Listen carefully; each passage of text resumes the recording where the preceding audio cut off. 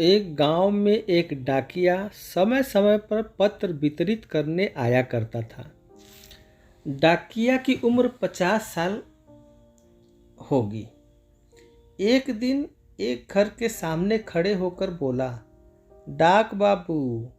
डाकिया की आवाज़ सुनकर उस घर में से एक लड़की की आवाज़ आई, रुको मैं आ रही हूँ। 3 मिनट हो गए लेकिन किसी ने दरवाज़ा नहीं खोला। डाकिया को और भी बहुत सारे पत्रों को वितरित करना था, इसलिए जल्दी दरवाज़ा न खोलने के कारण डाकिया को थोड़ा गुस्सा आ गया था और वह गुस्से में ज़ोर से बोला, घर में कोई है कि नहीं, पत्र देना था। डाकिया का ऊंचा आवाज़ सुनकर लड़की घर में से बोली, चाचा दरवाजे के नीचे से पत्र सरका दीजिए, मैं ले लूँगी। लड़की की बातें सुनकर डाकिया को और भी गुस्सा आया। वह गुस्से में बोला, ऐसा नहीं चलेगा, रजिस्टर्ड पत्र है, हस्ताक्षर करना होगा। कुछ समय और बीता, दरवाज़ा अभी भी बंद। डाकिया को और ज़्यादा गुस्सा आया। गुस्से से लाल पीला होकर ऊंचे आवाज़ में बोलने ही वाला था कि धीरे से दरवाज़ा खुला और दरवाजे पर खड़ी लड़की को देखकर डाकिया के रोंगटे खड़े हो गए। दोनों ही पैरों से अपाहिज सुंदर नौजवान लड़की दरवाजे पर खड़ी थी। उम्र करीब 24-25 साल। उस लड़की को देखते ही डाकिया का गुस्सा शांत हो गया। बेचारी को लकड़ियों के सहारे आने की वजह से देर हुई थी। डाकिया ने बगैर कुछ कहे लड़की को पत्र देकर हस्ताक्षर लेकर चला गया। ऐसे ही समय समय पर उस लड़की के पत्र आया करते थे, लेकिन वह डाकिया बिना गुस्से में उस लड़की की राह देखते दरवाजे पर खड़ा रहता। भले ही उस लड़की का कोई पत्र ना हो, लेकिन वह उससे मिले बगैर नहीं जाता था। ऐसे ही कुछ समय बीत गया। एक दिन वह डाकिया बिना जूते के नंगे पैर पत्र देने आया। उस दिन डाकिया को नंगे पैर देखकर उस लड़की को बहुत बुरा लगा।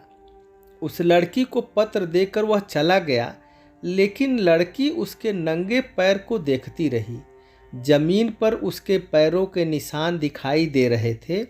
लड़की एक कोरे कागज पर उन पैरों के निशानों को ले लिया और गांव के जूते चप्पल बेचने वाले एक दुकान में जाकर उस लड़की ने उसी माप का एक मजबूत व सुंदर जोड़ा जूता खरीद लिया। कुछ ही दिन बाद होली के त्यौहार का समय था और रीति रिवाज के तहत डाकिया को गांव वाले इनाम के तौर पर कुछ भेंट दिया करते थे। हर साल की तरह वह गांव वालों से भेंट लेने आया। भेंट लेते वह उस लड़की के घर के नज़दीक आ पहुंचा। डाकिया मन में विचार कर रहा था कि इसके पास क्या मांगूं। बेचारी पर पहले से ही अपाहिज के दुखों का पहाड़ है। फिर सोचा, आया हूं तो क्यों न मिलकर जाऊं। उसने उस लड़की को आवाज़ दिया, डाक बाबू, और दरवाज़ा खोलने की राह देखता रहा। कुछ देर में लड़की ने दरवाज़ा खोला। डाकिया लड़की को देखकर एकदम अवाक। लड़की के हाथ में बैसाखी तो दूसरे हाथ में एक खूबसूरत बॉक्स। लड़की बोली, चाचा यह मेरी तरफ से एक छोटा सा भेंट आपको, लेकिन इसे घर जाकर खोलना। डाकिया कांपते हाथों से बॉक्स ले लिया। घर जाकर डाकिया ने सारे भेंट वस्तु देखा और खुश हो गया। अंत में जब लड़की के दिए बॉक्स खोला तो उसके आंखों में भरभरा कर पानी आ गया। अगले दिन वह सुबह जल्दी उठकर भेंट में मिले उन्हीं जोड़ों को पहनकर डाकघर पहुंचा और सीधे डाक मास्टर से मिलकर बोला, साहब मुझे अपने फंड से ऋण चाहिए। मास्टर बोले, आपके नाम तो पहले से ही काफ़ी ऋण है और अब किस लिए। डाक बाबू बोले, मुझे लकड़ी के कृत्रिम पैर लेना है, इसलिए। मास्टर बोले, लेकिन आपका बेटा तो एकदम हट्टा कट्टा है, फिर लकड़ी के कृत्रिम पैर किसके लिए? डाक बाबू बोले, साहब जो मेरे हट्टे कट्टे बेटे ने नहीं समझा वह एक पराई अपाहिज लड़की ने सोचा। उसने मेरे नंगे पैर का दर्द दूर किया, उसी के लिए मैं ऋण ले रहा हूँ, उसको एक लकड़ी का पैर दे सकूं। इसलिए साहब मुझे ऋण दीजिए।